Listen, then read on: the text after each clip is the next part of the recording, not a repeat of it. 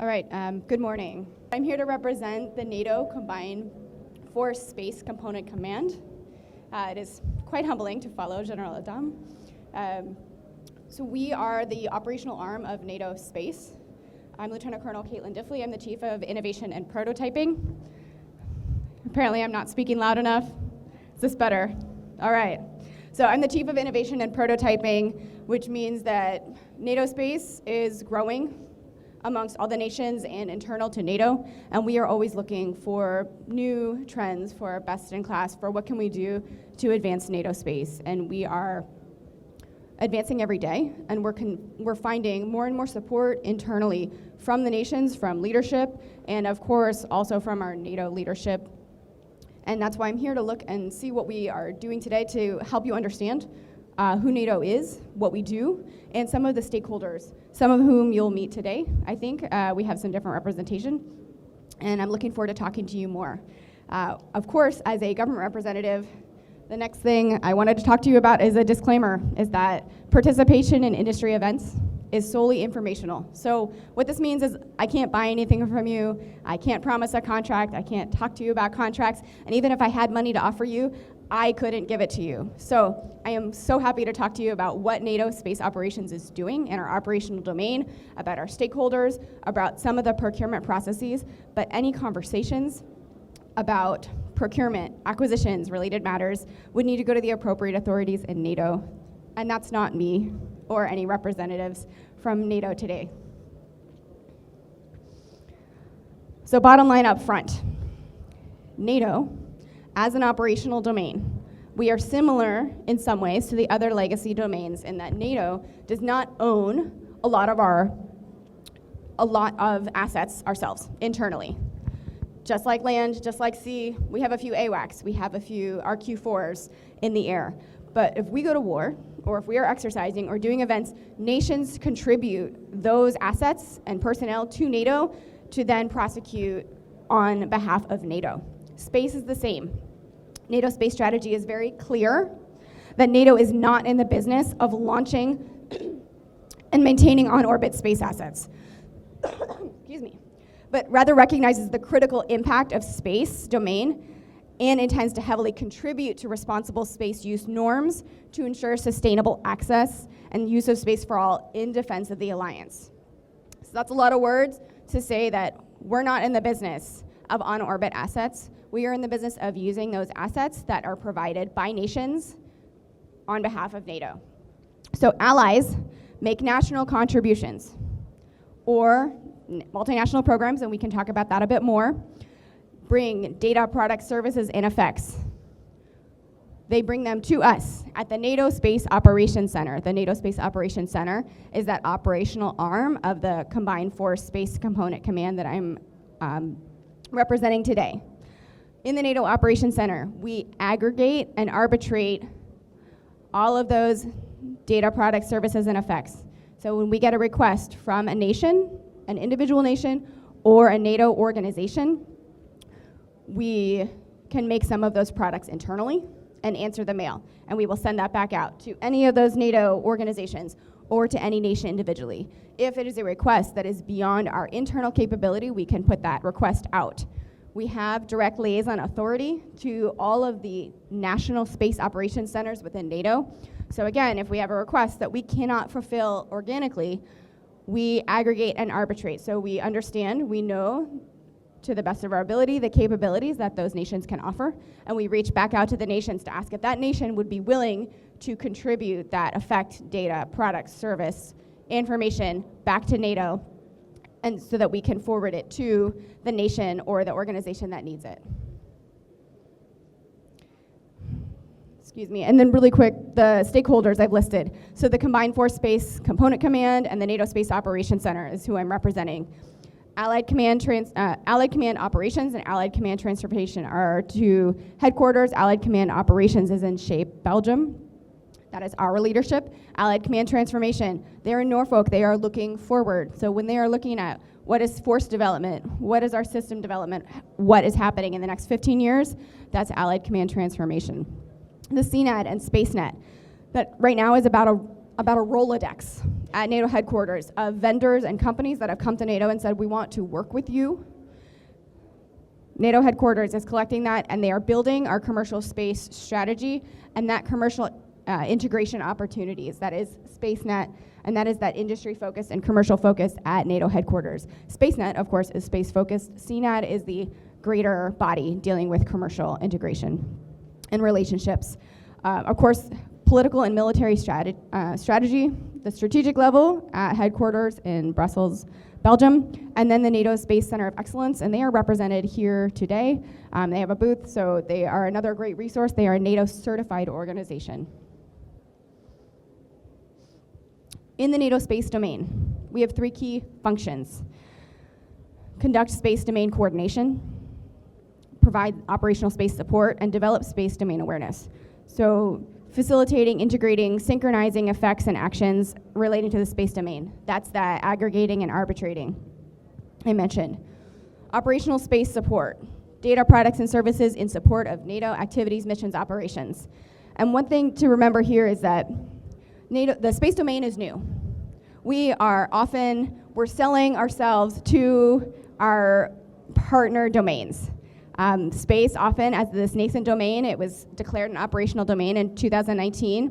We sometimes find, this is not unique to NATO, that our partners on the sea, in the air, are saying, we're really good at what we do already, so you go do your space stuff, and we'll let you know when we need you. And part of our argument is, we know that you need us. We know that we can make your mission better. We're not trying to take it away, so let us show you how we can help. So when we say we are the NATO space domain, when we are supporting all NATO events, exercises, plans, operations, we mean all of them. We support all of the domains. We support all of the component commands. Space is not in a vertical in and of itself. And developing space domain awareness. So common understanding, comprehension, perception of all aspects associated with the space domain, capabilities, limitations, vulnerabilities, threats. And that, again, goes to all of the components. So if they are prosecuting a land war, what are they using that is space? Well, everything they use involves space. And so how are we communicating with those teams and that leadership so that they know what are their vulnerabilities and what can we do to ameliorate those threats? Within the space domain awareness, that's probably our bread and butter. And we function with precision navigation and timing, shared early warning, environmental monitoring, METOC, SATCOM, and ISR.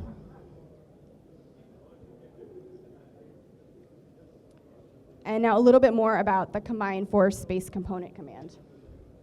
So what is that role within NATO? I know you'll be sad, but I took some of these slides out so that we can talk a little bit more. We are a dedicated warfighting organization responsible for integrating space power into NATO's broader multi-domain operations.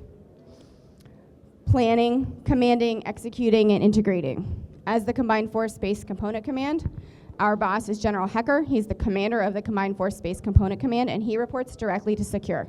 So it is a pretty short line. There are about 35 people in my organization. We report directly to a 4-star who reports to another 4-star. So space, NATO has indicated that space is a critical function, and they are staffing us and giving us the leadership placement to have an outsized impact.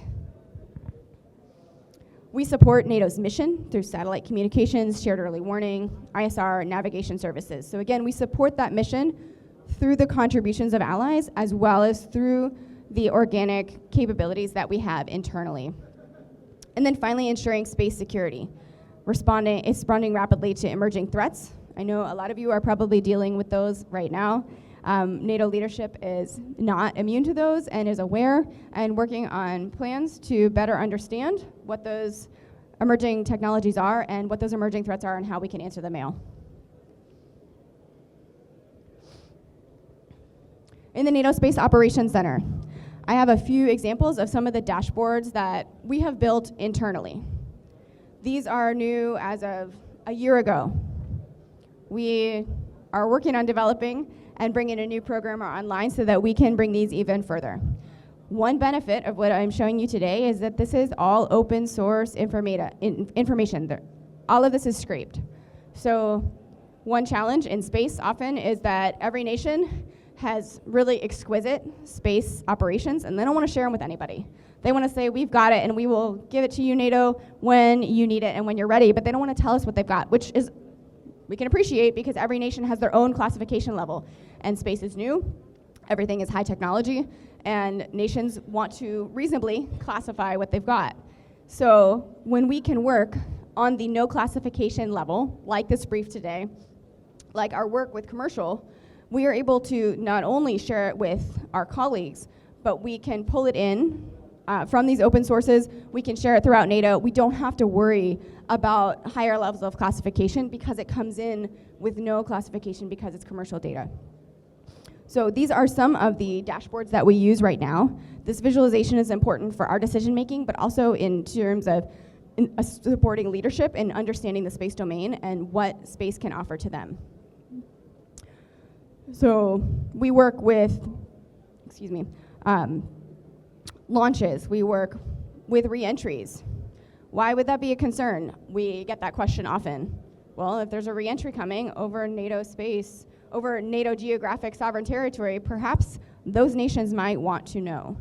And if they're not paying attention, because again, if you are Portugal and there is a rocket body that's gonna land on Italy, I mean, you care about Italy because you're colleagues, but you're probably not spending a lot of your national security time focused on what's gonna hit Italy.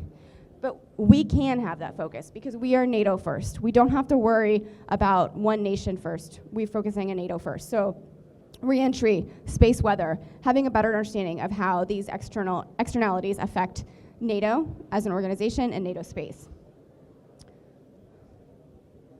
Moving on to orbit tracks. So these are orbit tracks in geostationary orbit. And if you're a normal geostationary satellite, your line is gonna be just straight up and down. And if you are doing, routine maintenance or you're moving to an orbit track, it would be normal for your track to not be, to not be straight up and down, but to be moving. And we can monitor that and we can pay attention to where those satellites might be going. But over time, we might identify trends or unconventional or unexpected behavior, such as we might find on the next slide, where we notice here, publicly, this is publicly available, you can Google it, but some of our friendly neighbors to the north really enjoy spending time with our satellites. So in the blue, that's a US satellite with a particular mission. In red is a Russian satellite, which was launched with a different purpose. But when you monitor its behavior, the announcement that it's just a regular sensor probably is not the case if it needs to be such a buddy-buddy satellite with a US NRO mission satellite. And then if we move a little bit further, this is not the first time this satellite has indicated this behavior, which tells us a little bit more about the mission and what our friends in Russia are doing. GPS jamming, this is not one of our plots, but I think we would all be aware that GPS jamming and space interference overall has been quite impactful. So it's not just GPS, but any space services. Russia's war of aggression in Ukraine has been a wake-up call for many nations. It certainly was a wake-up call for NATO, but it's also an example of the far-reaching impact of space capabilities and vulnerabilities in war. As we previously discussed, so space has incredible integration with commercial and defense, with civil, with academics. Everything in space is dual use. And so when we see these kinds of impacts with GPS jamming on our defense, we're also seeing those kind of impacts on our commercial areas. And how are we developing those relationships and partnerships? How are we developing strategy and policy that includes and integrates the interdependability that space experiences in the space domain and that many of our legacy domains have not experienced? Joint Commercial Operations is another program that we are working on. It is a US Space Force program. We in NATO are a participant. There are currently 28 participating nations, including NATO. What's critical here is, again, it's all commercial. It is all non-classified. They have their own marketplace where participants in JCO can buy commercial data. So any vendor can participate in that marketplace.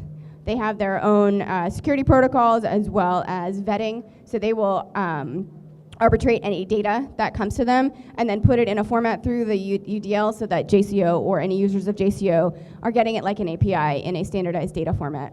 Why that is critical is that if you are a data service and you are looking for opportunities, JCO and their marketplace is a great opportunity. I know that we often have trouble how we can procure. And in NATO, that is challenging. I have lots of children, and so if we're trying to decide on who's eating dinner, there are like 17 opinions in my family. In NATO, we have 32 nations, and so anytime there's a decision, there's maybe like 56 opinions. And so every nation wants to buy their own products and their own data, which we see in APSS, and that is a wonderful way to have in-kind contributions. Another way to bring data forward as an opportunity in the JCO to have access to a greater market is all commercial. So that is the JCO. They are a protect and defend mission, and they have a follow the sun model. So it's currently a 24/5, should be 24/7 in the next year. And they do have, we as the NATO Space Operations Center participate in the Meridian Cell, but many of the nations represented today also participate as with national participation in the JCO. So it's a great opportunity nationally, and it's a great opportunity for those companies that are looking for another way to expand access and to understand some of those commercial opportunities are with the JCO. That is what I have for you today. I'm happy to answer questions, and I look forward to talking to several of you today during one-on-one sessions. So thank you for coming, and if there's questions, I'll answer them now, or I can talk to you one-on-one afterward.